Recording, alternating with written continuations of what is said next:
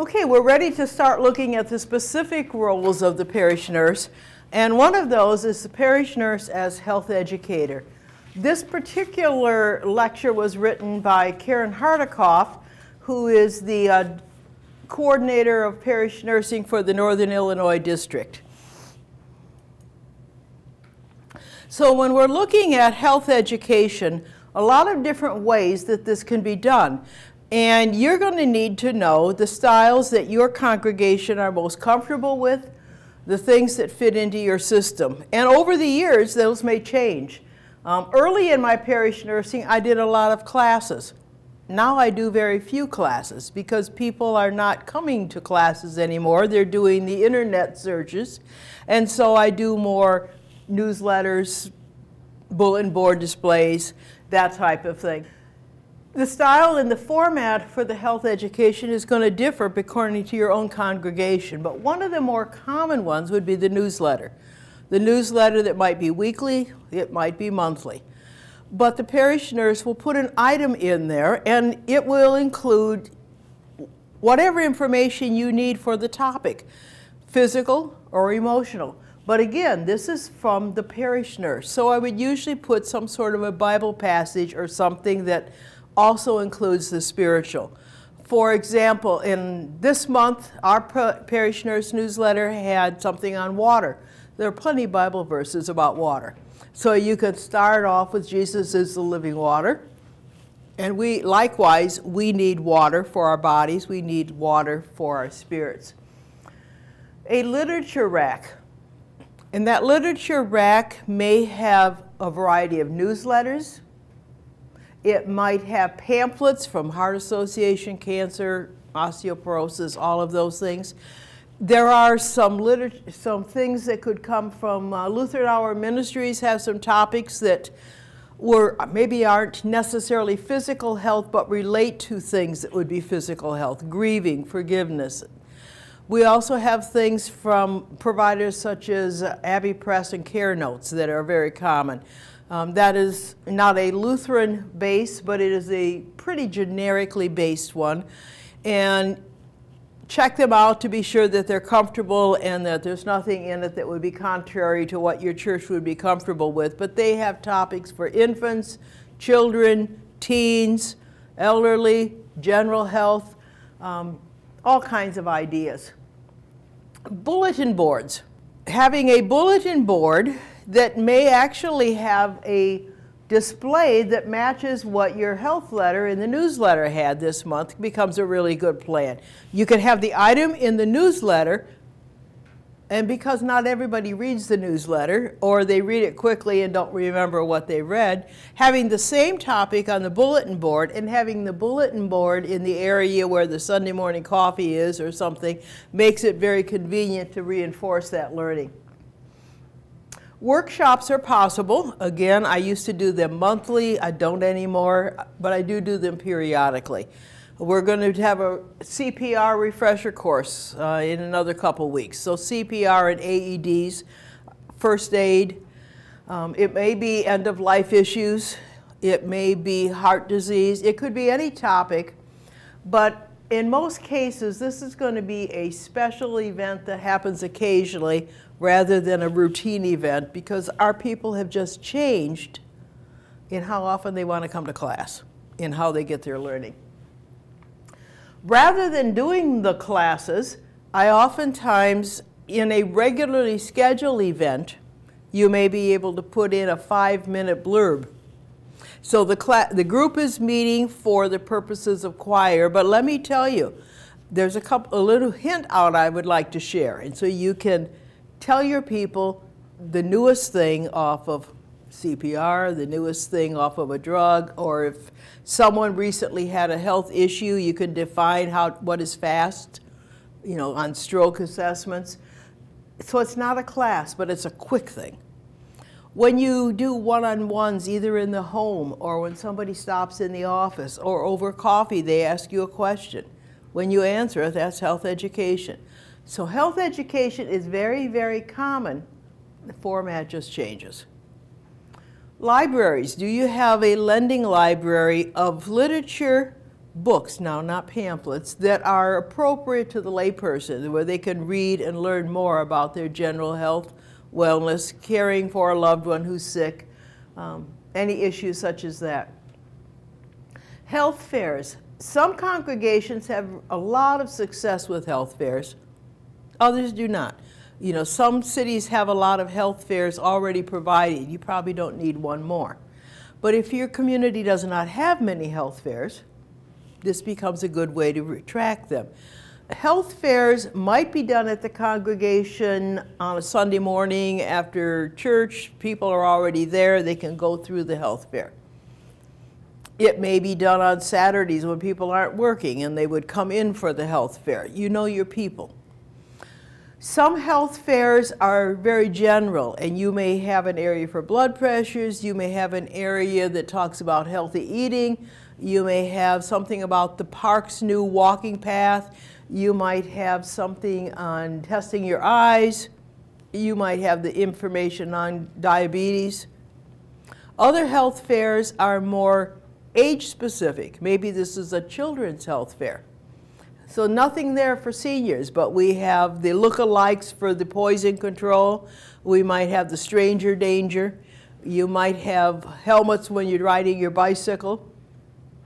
We may take the other side. What about for the seniors? This is a senior-only health fair. So it may be information that they need to know. So the health fair can be as general or as specific as works for you. It's just some example of a few places that parish nurses have done. This is the same lady out in California that we visited in one of our earlier ones that was taking her pastor's blood pressure. She just has a display table. And on this display table, she has some handouts for people to take. She also is taking a survey to get feedback from people on what topics they might be interested in. Very easy to do, but nonetheless gives people the opportunity to respond. This would be a health fair, a simple one that's set up, and the picture is not all that good, but maybe you can see that there's some literature set out here. Over here we have a model of a spine, and here's some sample of healthy eating snack trays. So there's different things that you can put out that people just walk around, pick up what they want. It may be instead of Bible class that day because they also include some issues that have to do with spiritual health. Or it may be strictly during the coffee hour, and so they're drinking the coffee that's not necessarily healthy while they're looking at the health fair information that is. And you decide which one you like the best. They do it quickly and they will go on then to Bible class. So you need to design it so it fits into the time and space that you have. Pedagogy or andragogy, two big words, which really means when we're talking about teaching, there is a difference between teaching children, which is the pedagogy, or teaching adults, which is the andragogy. As a parish nurse, you probably will find yourself in both places at one time or another. Teaching the children, the teacher is going to determine the what, when, and how of the lesson. When you were in school as a child, you didn't tell the teacher what we're going to learn today. The teacher told you what we're going to learn today. They provided the information, and they based the content on what they saw as your readiness to learn, your developmental level. And most of the content they're not going to use now. They're going to use later. How many times when you were a child in school you said, when am I ever going to use this? Particularly if it was a subject you weren't particularly interested in and weren't particularly good at. When am I going to use this? And the teacher would say, trust me, you will. That's very different from the adult. In the adult learning, the andragogy, the teacher and the learner collaborate on the lesson plans. What is it you want to learn and how can I best help you do it? That's a difference. The adult learners are able to connect the new to the past so you can hook up to what you already know. Whereas in the child, they maybe didn't know any of it before. They're starting from scratch. And in the adult, readiness to learn is based on their perception of needing to know. How am I going to use it now? When I was in nursing school, they tried to teach us how to use crutches. But I learned how to use crutches when I broke my foot and I needed to use crutches. The need to learn. So same way with our people. We might do a health education class on heart disease, but until your husband has a heart attack, you probably weren't interested. But when he did, you want to learn all about it so you can help them. Basic components for a professional presentation. Always remember that you are a parish nurse, so your words and actions should reflect Jesus and his love. So the way we do things lets people see Jesus through us. You don't have to include everything you know in the presentation. Come early and be prepared to stay late. And start and stop on time. That's just respecting the other people's time as being as important as yours. And you thank the class and your host and God for the opportunity.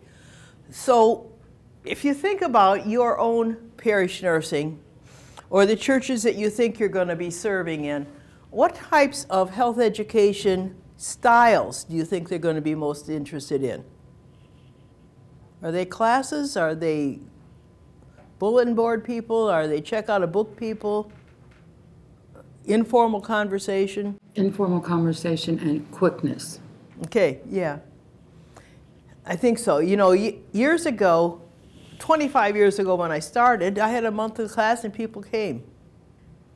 Now I could have a class and maybe my best friend would come just to support me, but not because they really wanted to come. Because they go online. But that gives us another problem, doesn't it? Part of our health education has to be equipping the people to know about where do we get our information online and how accurate is it.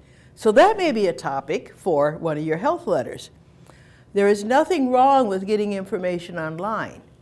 But what's wrong with thinking everything you got online was right, because it isn't. You know, you don't have the same filters as you have other places. What would your congregation be interested in? Especially help with resources and referrals. Okay, yeah, what's out there? Where do I go to get something? Yeah, that can be a very interesting thing, and it can be done through literature racks. Just having most every place that is a provider has some kind of brochure. And so having those out where they're easily accessible will let people know. And then you may keep a resource list in your office where people call and they say, I have a special need, where would I go? You probably have access to that. Yeah. Any topics that you think your people are most interested in? Grief. Grief. And anxiety and depression. Yeah. Those are my two big ones. Exactly. So this all, it started with our assessments. Knowing our people, knowing what issues they're dealing with, because your readiness to learn is going to be based on what issues you're dealing with, not something that you're interested in as a nurse, but they don't care about. Something that, so listen to the coffee hour conversation. Hang out with the folks and see what they're talking about. And whatever issues seems to be in their general conversation may be an idea as to what they need in their specific. If you have no ideas, there are the Health Finder of the Month list. You know, almost every month has at least one or two. We're in February. We have heart. So you could do all kinds of things on heart. You can closely related to that could be, you know, heart attacks, could be CPR, could be high blood pressure, could be heart surgery. It could be anything, but looking at the topic. So you can go on your health finders and find out what is the thing of the month. Sometimes even have something for the day, and some months have more than one thing. So you can pick out the one that you think is going to be the most interesting for your people. The second role for the parish nurse is the parish nurse as a health counselor. This is not a counselor like a mental health counselor. It is not somebody who's doing psychotherapy. It is strictly a counselor, which means a helper, an advisor, someone who can share information.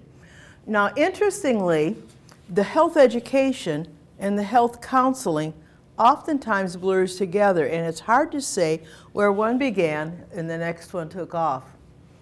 Important considerations for the health counseling. You need to be visible. By being visible, I mean you need to be an active part of the everyday life within the congregation, because most people don't like to say, I need counseling, so I'm going to come and find somebody. But if you are available and you're in the coffee hour, you went to choir, you went to the Women's Guild, you certainly don't need to do all of those, but you're out and around. People are going to start by saying, as long as I see you, I have a question. You know, what do you think? They wouldn't make an appointment, but because we ran into each other and we're just talking, let me ask you. And when you, conversely, when you see them and you say, how are you doing? They might say, you don't really want to know. And you say, yes, I do. That's why I'm here. Because a lot of times when, in our general society, if I say, how are you? What are people going to answer? Fine. How are you? Yeah. So where did we go? Nowhere. I know that you're not fine. I can see the lines on your face. I know what's going on in your family. Certainly I don't know the extent of it all, but I know enough of it to know it can't possibly be fine. And yet I'll say, how are you? And well, I'm fine. But then if I say, how are you really? Then you really want to know? Yes, I do. And so oftentimes the counseling is done in a private corner in the middle of whatever else is going on. It's not necessarily done in your office at your desk. But let me take for an example why many parish nurses begin with blood pressure screenings. Because it really, in most cases, is not the blood pressure they're interested in, even though that's important. They will come into your office. Most beginning parish nurses, that's probably the first or second thing they do, a monthly blood pressure screening. It allows people to know that you exist consistently. Blood pressures are not embarrassing. Even though our professional code does not allow me to tell you what hers was, you'll tell her because you don't care. You know, people compare notes. People who come for my blood pressure screening, they're standing there comparing notes. Well, did I do better than you did? And vice versa. So we care, but they don't care. But after about the third or fourth time, I've had people come in and on blood pressure screening day, I sit down, I'll get the cuff out, I'll start to take their blood pressure. Say, now while I'm here, I have this other thing I'd like to talk to you about. Getting their blood pressure allowed them a free ticket into the office without anybody knowing why you were there. It was the other thing that they were really interested in. But they came 3 months before to build up a rapport with you. You know, if every time I come back she's still friendly, she still doesn't seem to be violating any confidentiality, she won't tell my neighbor what was going on, now I think maybe she's safe. And I can tell the rest. So it becomes sometimes the second thing that happened. The first one was just to open the door and really wasn't what they were most interested in. Another thing is, besides being visible, you need to be approachable. We all know people who are always there, but you really don't want to just go up and talk to them because they just look like they're mad all the time. Or they're going to give you a lecture, and you didn't want the lecture, you just wanted a simple answer.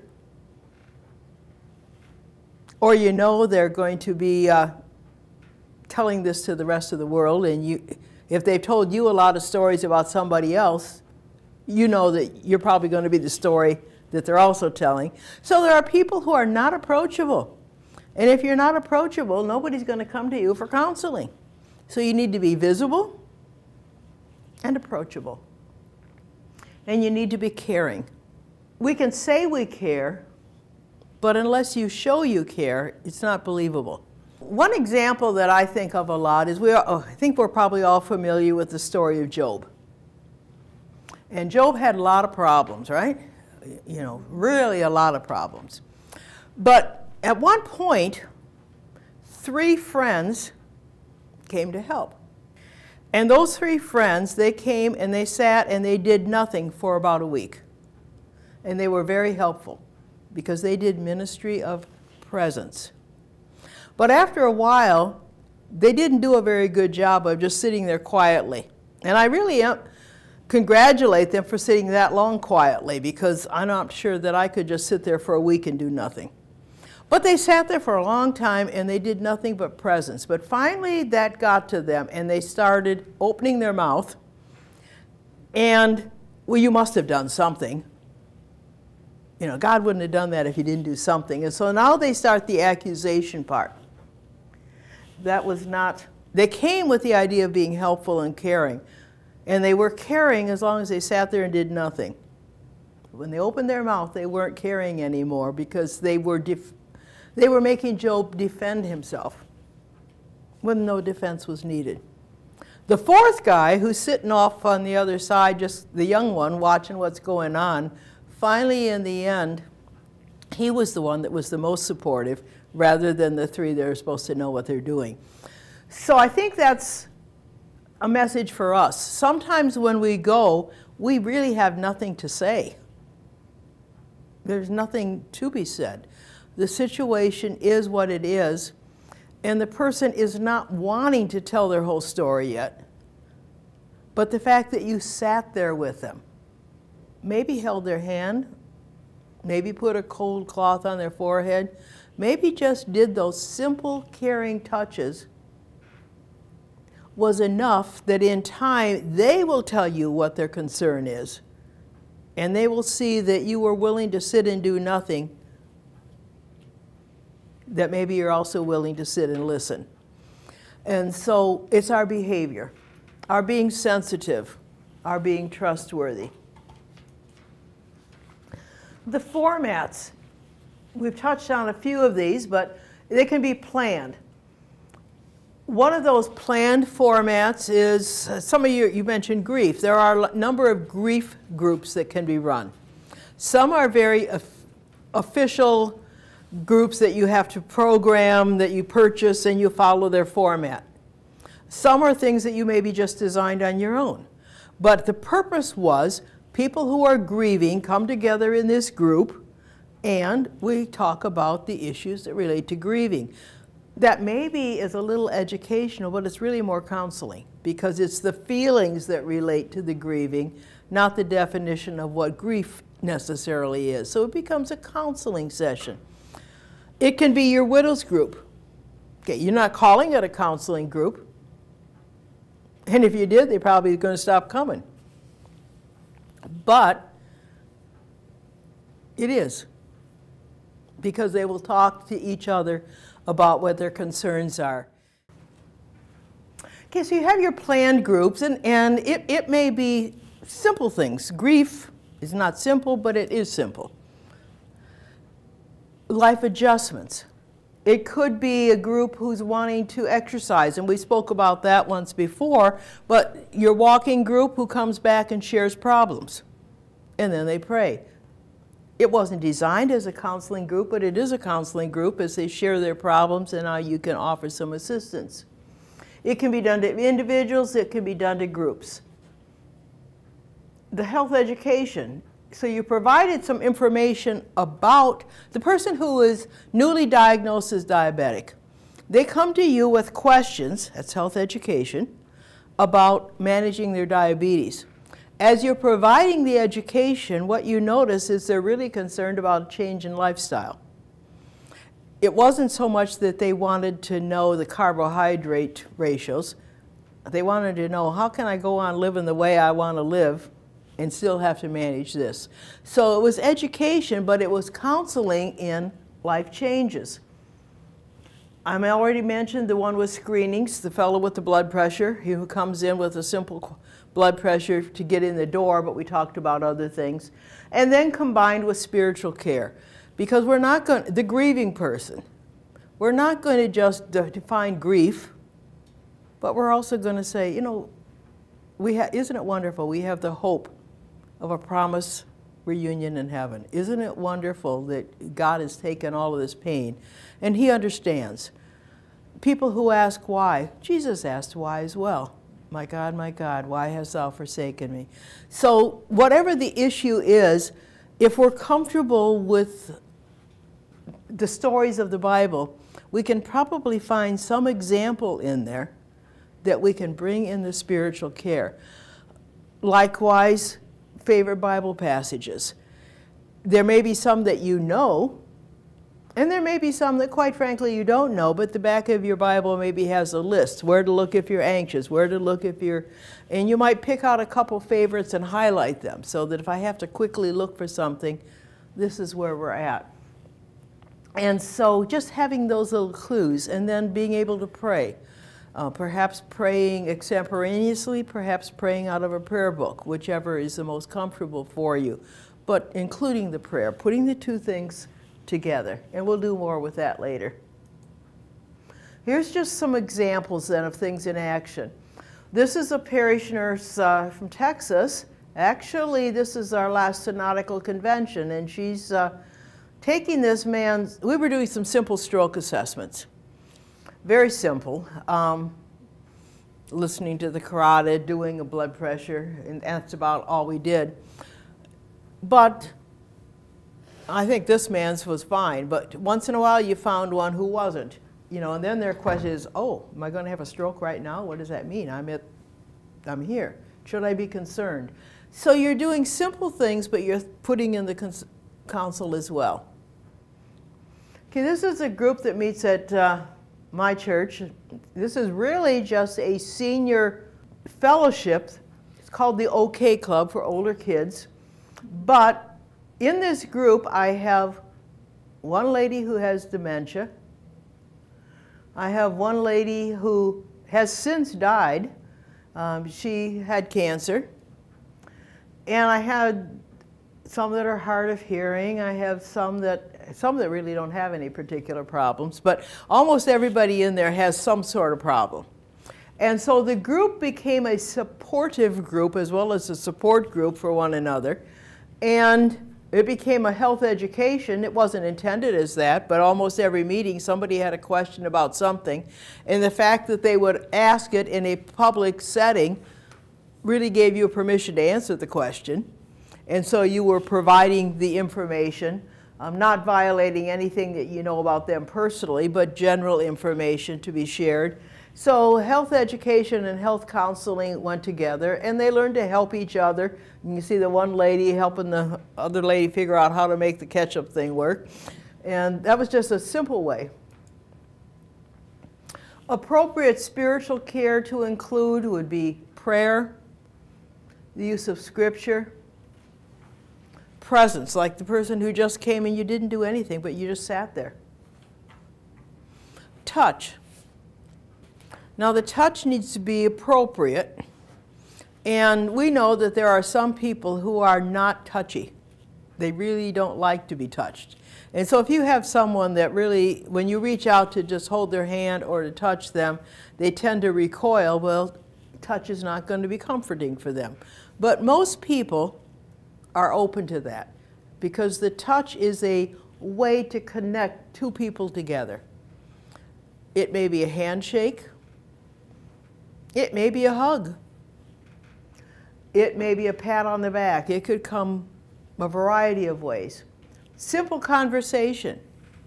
And in the conversation, I mean with a spiritual theme. So this is not necessarily reading from Scripture or not necessarily saying the prayer, but it's sharing your faith journey with them and sharing common themes that you know in people's faith life. And you can turn this into a conversation that becomes spiritual care without it necessarily being quote, chapter, and verse. An encouraging word and sacrament, because of course that is the crux and the foundation of the means of grace that we find so valuable. And that might be the person that you know is very active in work, in both word and sacrament, and you're going to visit them. You can reinforce that behavior that you know. The person that is not, while I don't go to criticize you, you can mention, you know, how valuable the word is. Would you like me to share some with you now? Are you able? We have, some churches have a monthly shut-in service, for lack of a better word, where people who can't come to the regular worship services could come to that one. So you may at least inform them that that's a possibility and that rides may be provided. There are different ways to get you there. If that is not a possibility, most of our churches, our pastors are more than happy to take the sacrament to the home. All you have to do is make it known that you're interested. So we need to encourage that.